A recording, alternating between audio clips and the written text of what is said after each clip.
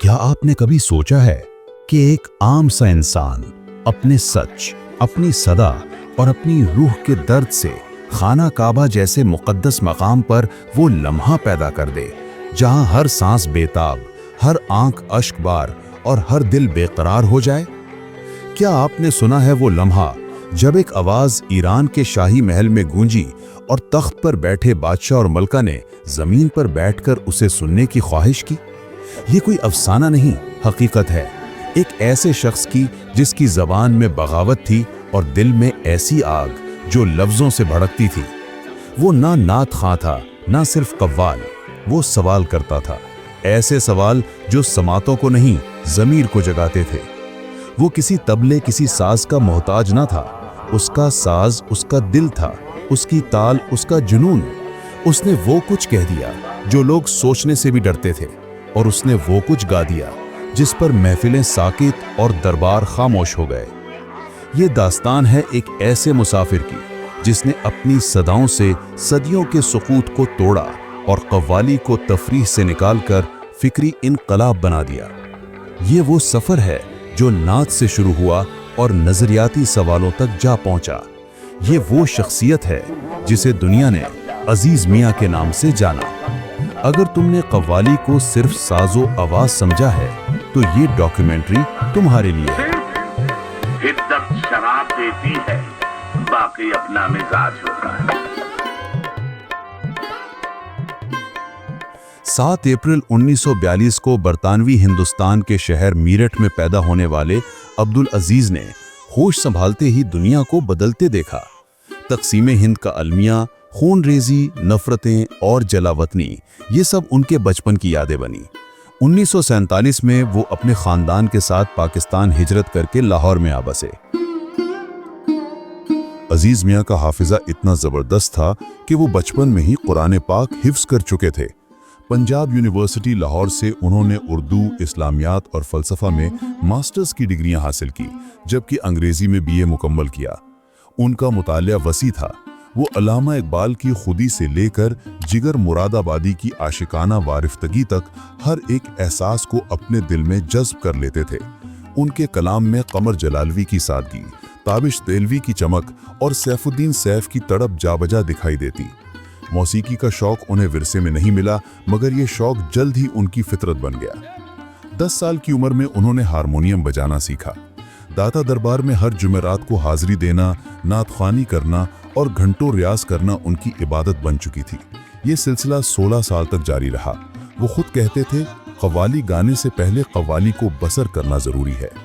قوالی ان کے نزدیک محض فن نہ تھا، ایک سچ، ایک صداقت، ایک سوال تھا۔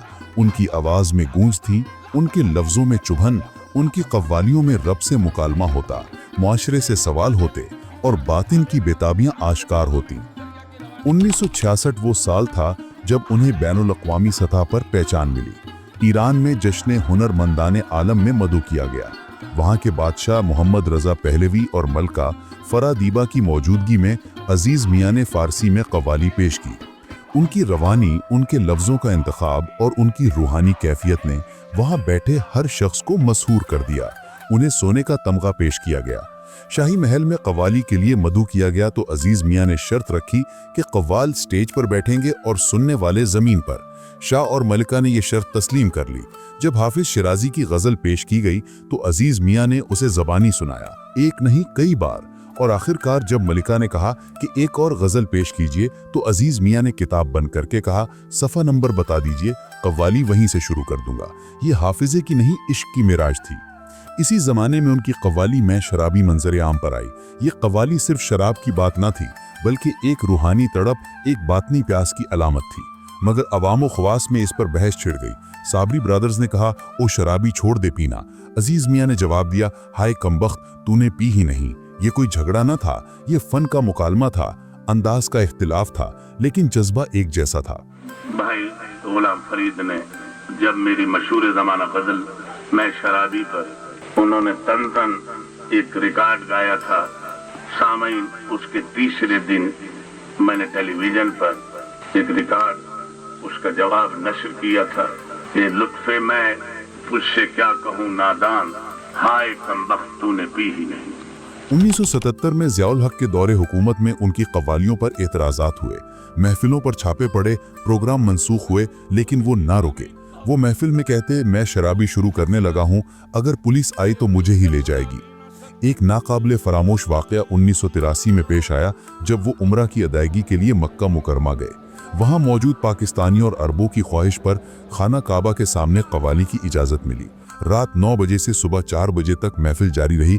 अजीज मियाँ रो रहे थे, उनकी आवाज़ में गुदास था, आंखों में नमी और लफ्ज़ों में अकीदत। उनकी खास बात यह थी कि वो ज़्यादातर कव्वालियाँ खुद तहरीर करते थे। उनके कलाम में दर्दमंदी, सवाल, एहतजाज और एक ख़ास अदबी जमालियात का इम्तजाज होता था। वो गाते नहीं थे, घायल करते थे। उनकी आवाज़ नरम नहीं थी मगर असर शदीद था। उनका हर शेर, हर मिसरा सामे के दिल में बेबस्त हो जाता। उनके 12 बच्चे थे जिनमें 9 बेटे शामिल थे। उनके बेटे इमरान अजीज़ की आवाज़ में जब मैं शराबी फिल्म कॉकटेल में सुनाई दी तो नई नस्ल ने भी उनके फ़न से तारुफ हासिल किया। उनकी सबसे लंबी कव्वाली हशर के रोज़ ये पूछूंगा थी, जिसका दौरानिया 115 मिनट यानी तकरीबन 2 घंटे था। ये कव्वाली आज भी एक नाकाबिले शिकस्त रिकॉर्ड है।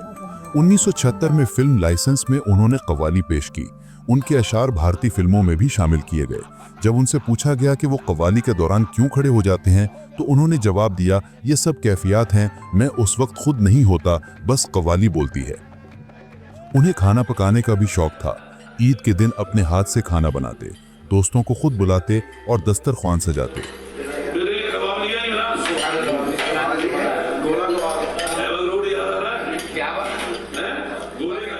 वो मगरबी मौसीकी का भी मुताल्ला करते थे और दावा करते थे कि उन्होंने एक ऐसी बीट तैयार की है जो दुनिया को हिलाकर रख देगी, मगर वो बीट कभी सामने ना आ सके। 1989 में हुकूमत पाकिस्तान ने उन्हें प्राइड ऑफ परफॉर्मेंस से नवाजा। जिंदगी के आखिरी अय्याम में हेपेटाइटिस ने उनकी सेहत को गहरा नुकसान पहुंचाया। एक बार कतर में शदीद थकान के बावजूद उन्होंने परफॉर्म किया। बाद में कहा, जब मैं थका होता हूं तब ज्यादा दिल से गाता हूं। आप ये महसूस ना करें कि कव्वाली में कोई फर्क आएगा। जिस दिन थका हुआ होता हूँ उस दिन ज्यादा अच्छा गाता हूँ।